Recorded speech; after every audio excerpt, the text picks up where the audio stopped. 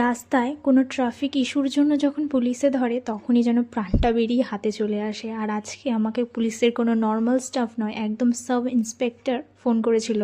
কলটা দেখেই তো ফার্স্টেই আমার চক্ষু চড়ক গাছ। কিছুক্ষণ ভেবেই নিয়েছি যে কলটা কি রিসিভ করব কি করব না, কারণ স্বাভাবিক এমনি রাস্তায় পুলিশ দেখলে লাগে ভয়, সেখানে পুলিশের কোনো নর্মাল স্টাফ নয়, এসআই নিজে যখন ফোন করে তখন তোমরা ভাবতে পারছো যে বুকের ভেতরে কেমন হয়। ভয় মনে একটু সাহস করে যখন আমি ফোনটা রিসিভ করলাম তখন জানতে পারলাম যে এসআই আমার কাছে মেকওভার নিতে চাইছে, সেই জন্যই কলটা করেছিল। শুনে তো আমি খুব খুব খুশি হয়েছিলাম, তার সাথে সাথে বুকে যেন একটু আমার জল আসলো। আর এই ফটো ফ্রেমে তোমরা যাকে দেখতে পাচ্ছ সেই হচ্ছে আজকের অফিসার ম্যাডাম এসআই। আজকে তোমাদের সঙ্গে অনেক কিছু শেয়ার করার আছে, তার আগে তোমরা শুনে নাও প্রিয়াঙ্কা দি আজকে আমার কাছে কেমন বলো আজকে কেমন কি লুক চাইছো তুমি? আমি একটা গাউন পরবো।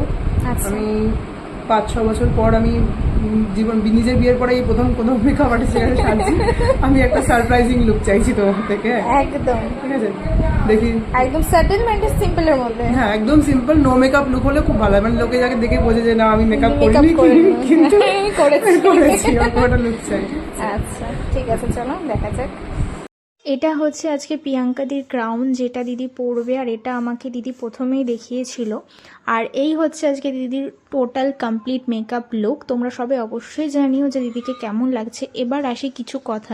দিদি যেদিন থেকে আমাকে বুকিং করেছেন সেই দিন থেকে দিনে একবার হলেও কল আর মেসেজ তো আমাকে অবশ্যই করেছেন, এটা বলে যে মধুমিতা তুমি আমাকে সাজাতে আসবে তো, তুমি আমাকে সাজাতে আসবে তো, মানে কন্টিনিউয়াস দিদি এটা বলে গেছেন। আর বিশ্বাস করো দিদিকে সাজাতে যাওয়ার আগের মুহূর্ত পর্যন্ত আমি ভীষণ নার্ভাস ছিলাম, এটা ভেবে যে দিদি যেহেতু এই প্রফেশনে আছেন হয়তো দিদি ভীষণ গাঢ় গম্ভীর হবেন, কিন্তু বিশ্বাস করো একদমই সেটা না। দিদি কথাবার্তা শুনে হাসি খুশি বিহেভিয়ার দেখে তোমরা বুঝতেই পেরেছো যে কতটা মিশুকে, কতটা ভালো একটা মানুষ। মানে আমার তো দারুণ এক্সপিরিয়েন্স হয়েছে। আর এরকম প্রফেশনে যে কজন কি আজ পর্যন্ত আমি সাজিয়েছি না কেন, আমার এক্সপিরিয়েন্স খুবই খুবই ভালো ছিল। আর এবার তোমরাই দিদির মুখ থেকে শুনে নাও যে দিদির আমার কাছে সেজে কেমন এক্সপিরিয়েন্স হলো। আর বলো আমার কাছে সেজে তোমার কেমন লাগলো?